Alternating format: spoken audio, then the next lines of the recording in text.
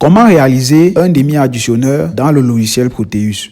Aujourd'hui, nous passons à la pratique dans Proteus. L'objectif est simple. Nous allons réaliser de A à Z un demi-additionneur et voir comment il fonctionne en simulation réelle. Voilà, on lance le logiciel Proteus. On ouvre un nouveau projet et on le renomme demi-additionneur. Et puis on clique sur Next. Next encore. On choisit le deuxième et puis on clique encore sur Next. Next, Next, Next. Voilà. Nous tombons sur cette image et nous cliquons sur Schematic Capture. Nous allons importer les composants. Pour cela, nous cliquons sur ce petit P. Et là, nous écrivons le nom du composant dont nous voulons. Nous voulons une batterie. Pour cela, nous allons écrire BAT et choisir une cellule active. Voilà. Puis cliquez sur OK. Nous répétons la même procédure et nous écrivons BC547 pour le transistor et nous cliquons sur OK. Encore la même chose pour choisir la résistance, ainsi de suite.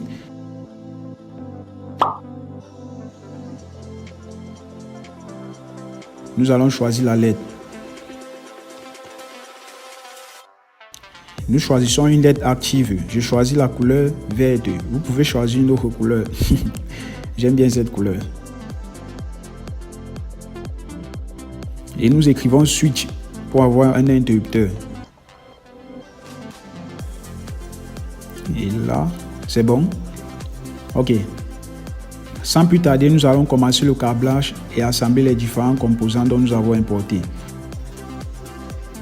Donc, je mets un transistor là. Je zoome un peu.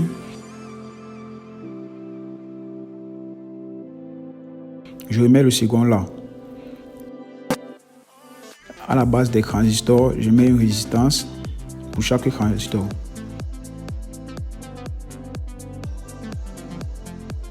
Ok, je relie la résistance à la base du transistor. Et au collecteur du premier transistor, je mets une résistance. Puis, je connecte la batterie à cette résistance.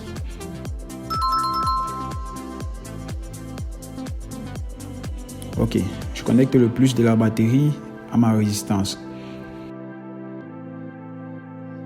Je clique là et puis je choisis un point de masse, ground ou GND. Voilà, je connecte ma batterie à la masse. Ok, j'essaie un peu de déplacer. Voilà, c'est bon. Pour la suite, je zoome un peu pour que vous puissiez mieux voir. Je relie l'émetteur du premier transistor au collecteur du deuxième transistor. Je clique sur les composants et je prends une résistance. Je mets là. Voilà, je remets une autre juste là. Je reprends un nouveau transistor et je le mets là.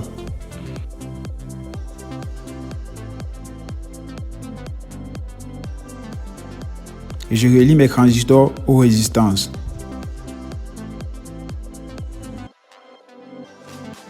Je mets un interrupteur là pour l'entrée A et je mets l'autre là pour l'entrée B de notre porte logique. Voilà. OK.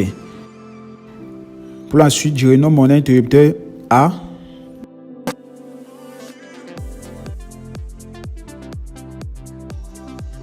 Et puis je renomme celui-ci B juste en faisant un clic droit et en cliquant sur Edit Property.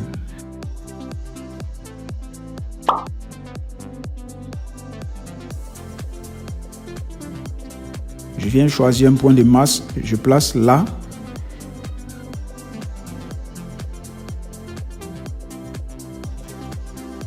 Et puis je relie l'émetteur de ce transistor à la masse. J'essaie un peu de déplacer. Voilà.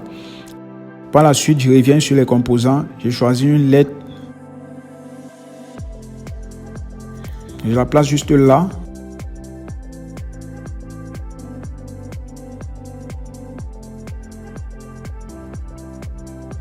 Et je relie l'émetteur de ces transistors à ma LED.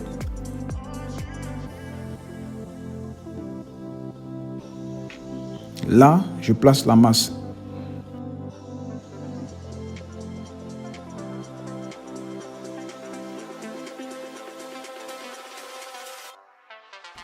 prends ce point, je le place là.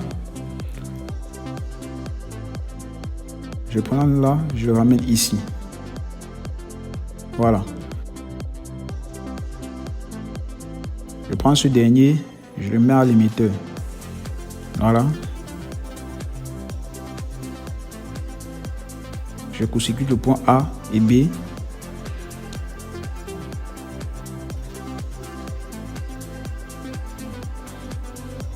Et puis je place mon alimentation.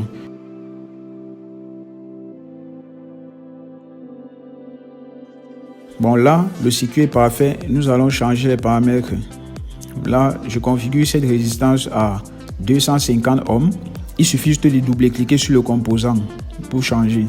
Je double-clique sur la batterie et je mets 5 volts. OK.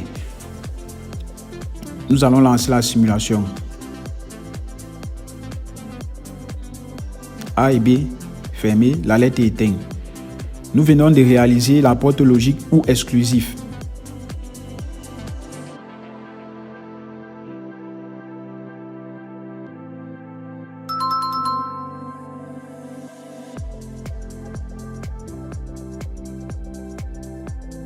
Tout cela répond à ce tableau de vérité de l'équation de la porte logique ou exclusif. Par la suite, nous allons réaliser le schéma de la porte logique E.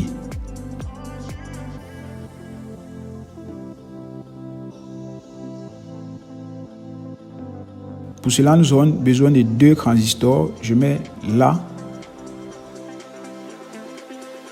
et là. Je relie les 2 transistors. Je place des résistances à la base. Voilà. Je place une résistance là. Je la route. Voilà. Je le relie. Je place la lettre là. Voilà, il faut router la lettre. Clic gauche et je route la lettre. Je relie avec la résistance et je prends une batterie là. Je place la batterie juste là et je route.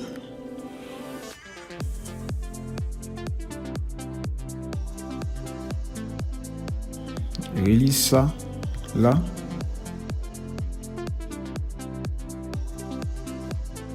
Et celui-ci là.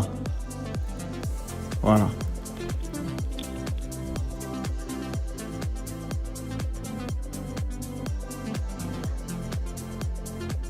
Je change la valeur de cette résistance. On met 250 ohms. Vous pouvez mettre 100 également ou 50. Ça va aller. C'est juste pour protéger la LED. Là, je mets 5 volts. Et nous allons alimenter les 2 entrées de notre nouvelle porte logique avec les points A et B de l'ancienne porte logique. Bon, je place là, juste après l'interrupteur. Et je descends le collet sur mon deuxième transistor un peu plus bas. Je reprends après l'interrupteur du point B, je le place là. Là, nous avons réalisé le circuit d'un demi-additionneur. Ici, nous avons la porte logique E. Et là, nous avons la porte logique ou exclusif. Nous allons lancer la simulation. Nous voyons que A est fermé, B est fermé. Nous avons la lettre qui s'allume là. Ce qui répond à l'équation de sortie de la porte logique E. La porte logique E sera active uniquement si les entrées A et B sont fermées, donc 1, 1. Par conséquent, si A est fermé, B ouvert, ça revient à 1, 0. Par conséquent, la porte logique E renvoie 0. Bon, là, je vais essayer de roter. Bon, il faudra d'abord arrêter la simulation. Je sélectionne tout. Avec un clic droit, je rote pour que vous puissiez mieux voir et puis je déplace. Ok. Je zoome sur l'image. Là, nous avons réalisé notre demi-additionneur. Là, je peux nommer cette lettre somme parce que c'est elle qui montre le résultat de la somme. Et là, je vais nommer cette lettre retenue. Ok. Bon, je lance la simulation. Si je ferme A, on a la somme qui est active. Si je ferme B, la somme se désactive et on a la retenue.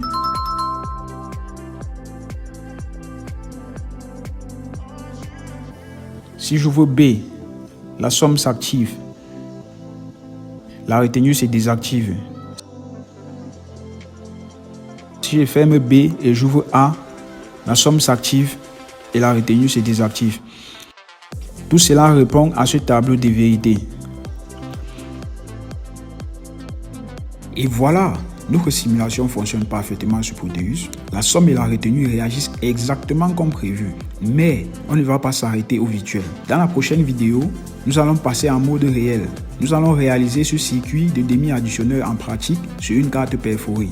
Si cette vidéo vous a aidé à comprendre le câblage du logiciel Proteus, n'hésitez pas à laisser un pouce bleu et à vous abonner. Restez connectés pour voir ce qui arrive et je vous dis à bientôt pour la suite.